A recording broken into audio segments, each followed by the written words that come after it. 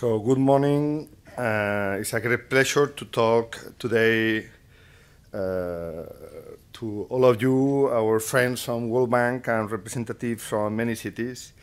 I will make a very short introduction to the city of Barcelona because we have also a long story, and what is important to understand, if you want to know how will be the future, you need to understand that you have a past.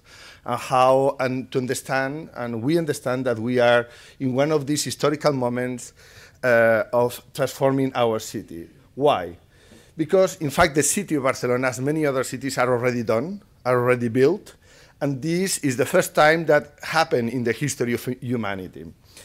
We have the experience at the middle of 19th century that technology and the models associated with technology has some urban forms associated to it. So based on the idea of massive transportation, Cerda use urbanists in order to improve the quality of life of the people. As Mr. Bieber say, the city is a social dream, and then this social dream we need to implement by using the tools that we have in front of us.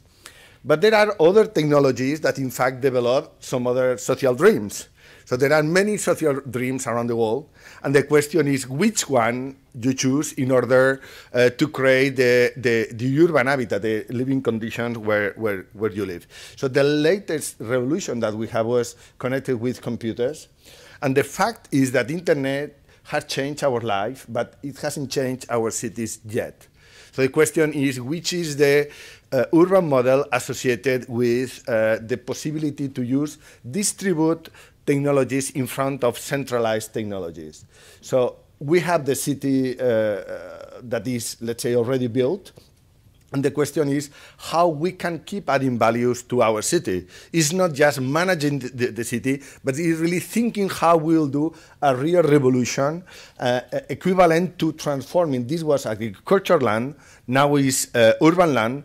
If we have urban land, what will be next? That's why we were analyzing the anatomy of the city in order to organize ourselves, in order to understand if we have a body that is built, which are the real parts of the body. And so this diagram shows that the city is composed by the first layer, the environment, 6 infrastructures, data, water, energy, matter, mobility, nature, the different scales of the built domain. And then we have, obviously, the society with the people, etc., and the information flows that we are generating around of it. This diagram allows us to think a new mantra for the city. And this is a program that, in fact, the mayor and the deputy mayor and all of us, we are explaining. We have a vision that the city should be transformed into a place with productive neighborhoods at human speed inside a hyper-connected zero-emission metropolis. We want to mix the best of the slow cities and the smart cities. We think about metropolis of neighborhoods. We should avoid cities, huge cities with rich centers and poor peripheries. We should avoid the idea that slums are necessary because other places in the cities must be richer. So our idea is that if we make places at the scale of the human body that are the neighborhoods where the real lives happen, and we are able to connect them through infrastructures and through technology, then we'll be able to change the way we live in all the cities around the world. And that's why the first thing, that's a great idea about how we do it. And then this was a proposal from the mayor. We should change the way we organize because the city administration are organized in silos. People from urbanists, let's say, talk a little bit with people from the environment and talk a little bit with people from technologies. But we decide to put all together under only one political direction that in this case is Mr. Antoni Vives, that is the deputy mayor of Urban Habitat. And now we have only one budget for all of this. So the budget is unified, and the projects I'm going to show you are possible because we have only a budget. So I don't want to talk about theory. I want to explain you 5 real samples of things that we are using following, let's say, this model. This diagram is used for all of us in order to understand where are we doing projects and which category we are making. Well, first of all, about water. The question is, in Barcelona, it doesn't rain too much, but it rains very bad. I mean, we don't know to rain very well. And the problem is that when it rains a lot. It rains a lot. And then the problem that we have is this. And this is a problem that, in fact, some of your cities had because of climatic change and climatic impact, etc. So in order to solve this, obviously you need data. You need to understand how it rains, where the water is passing through, and then you need to develop a plan. So these are the areas that used to be the areas where we had floods. And the question is that 15 years ago, we started to develop a plan in order to avoid these floods. So this diagram shows that normally when it rains a lot, and then the water is collapsing the whole system.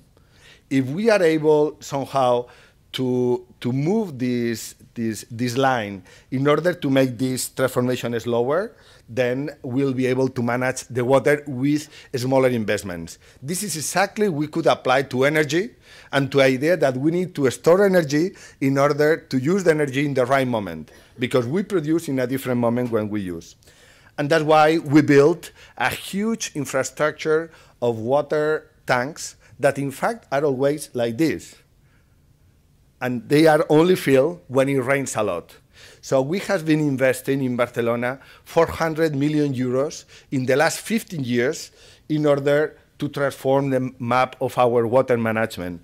And right now we have all these water tanks, huge, the biggest buildings in Barcelona are underground, are this huge water tank that allows that we don't have these kind of pictures that we used to have in the past, especially in the lower part of our city. The second project I would like to explain to you related with the bus infrastructure, related with mobility, the network of mobility.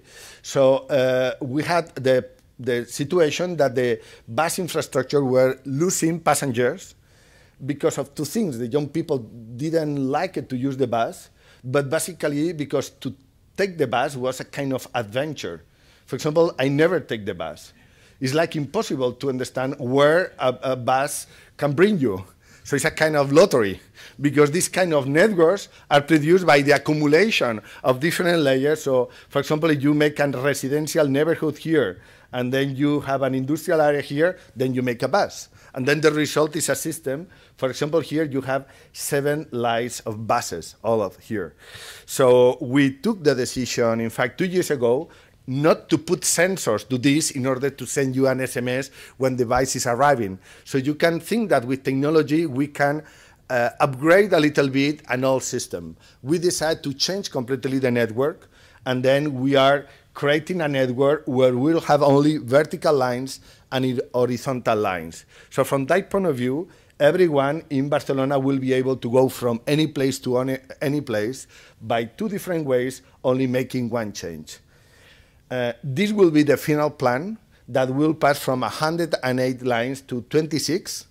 As you can see, we have vertical lines, horizontal lines, and some diagonals. And in fact, today, we introduced 5 lines last year. Today, we are introducing 7 more lines, today exactly. And in 2 years, all these new models will be implemented. In order to do this, obviously, you need to, you will have the same amount of buses, but then they will pass more often. And the first, evolution generates that young people are starting to use buses because they understand and because they can, it's a system where you can go from any place to any place, and you can take one of these buses in less than 300 meters from any place in the city. Another question is we are introducing electrical buses because there is a discussion about trams and buses. We already rent our first electrical bus from BYD, and we are going to transform. This is able to run 250 kilometers in one day without charge, and that means that we'll have in the next years, a radical transformation about having electrical buses in all our network. Yeah, but it's not only about infrastructures. So here we have the center of the Barcelona that in fact was planned by Cerdà. Cerdà, in fact, made this square. I think he had a bad night because because he drew the square in a very difficult way that we has been not able to build in the last, let's say, 150 years.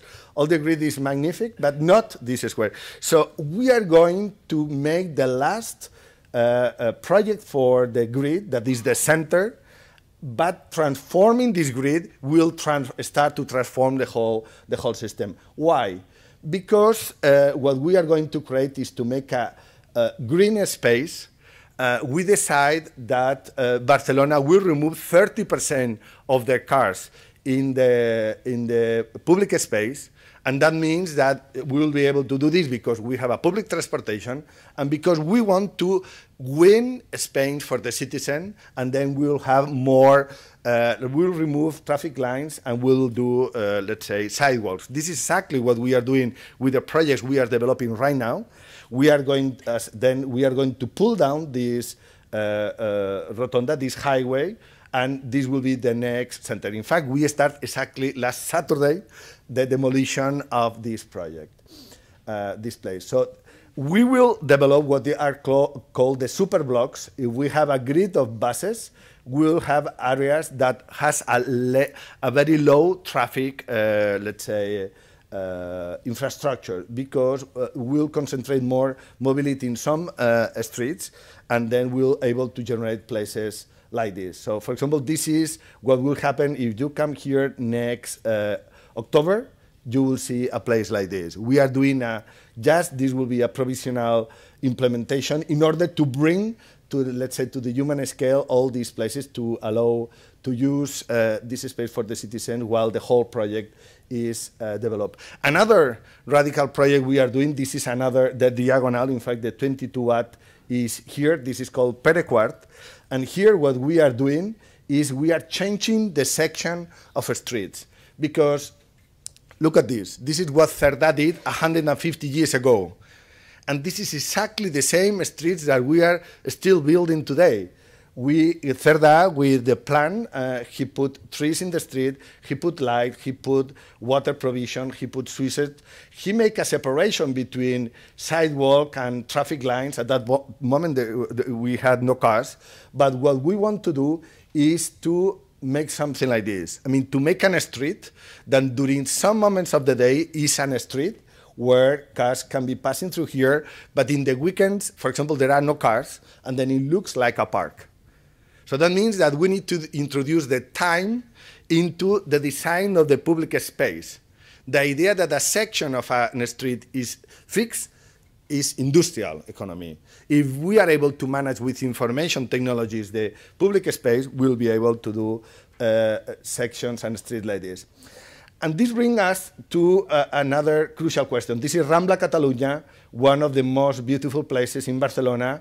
This project was developed in the year '92.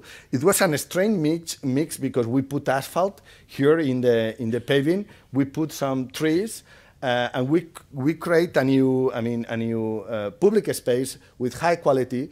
But in this place, we developed something revolutionary. We did this. The place where the citizens are crossing the streets, because it was the first time we did for the handicapped people.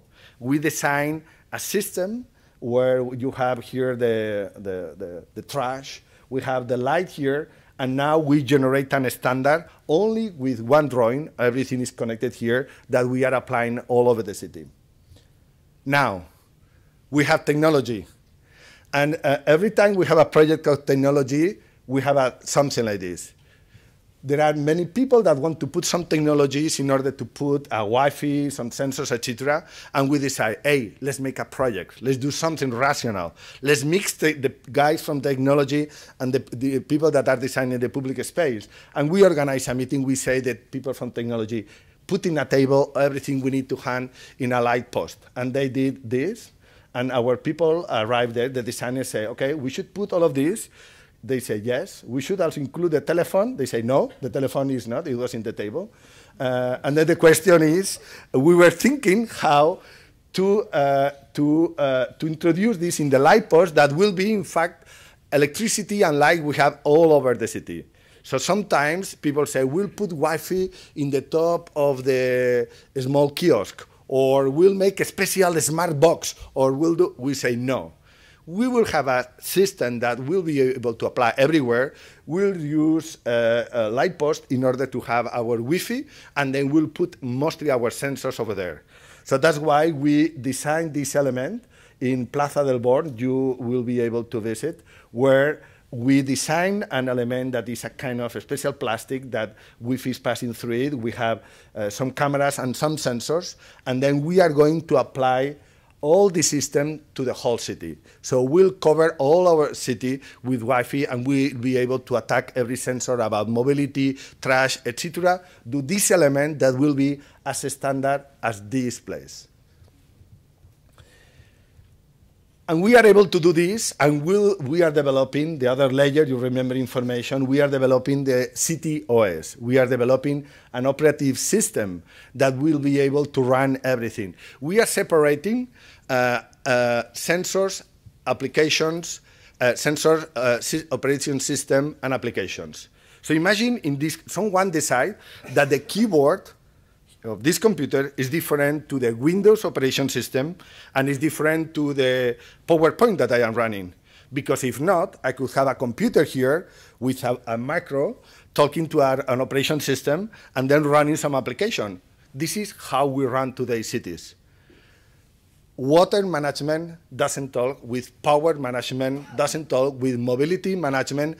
Each of them has an operation system and some applications.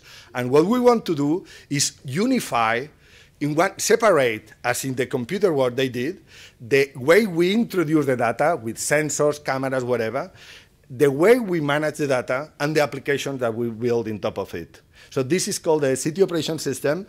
And what it will make sense is that we collaborate all together in order to develop one or two operation systems. We will not have one operation system to every city that maybe some company will be interested to resell to all of us the same kind of things. So that's why we think we need to work together. And the last thing that is important, we need to use technology in order to promote social interaction.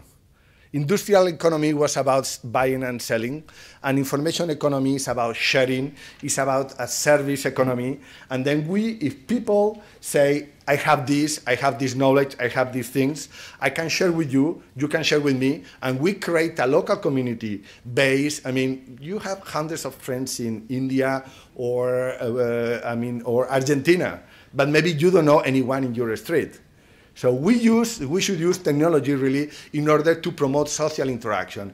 It's the urbanization of the digital world, the local urbanization of the digital world. So that's why we think that it's great that we run our city, but it will be more great if we are able to share our ideas between cities. I mean, if we really build a kind of global city, sharing the same kind of ideas, technology, solutions, generating standards, doing projects together in order really to create a common, let's say, global economy of innovation about cities. So that's why our collaboration with World Bank is so important, because we are able, through them, to connect with all of you in order to, let's say, to speed up the innovation in all our cities. So that's why also we are promoting what we call the city protocol, the idea is that cities, universities, and organizations and companies will work together in order to define how we want to live in the future of our city. So that's why we would like to thank very much the World Bank and the projects that we are doing, that we are really trying to do something very real, something that affects and transforms the way we live, the touch really, the Señora Maria, that means Miss Maria. Every woman that can understand that their life will be better if we connect in the right way technology and cities. Thank you.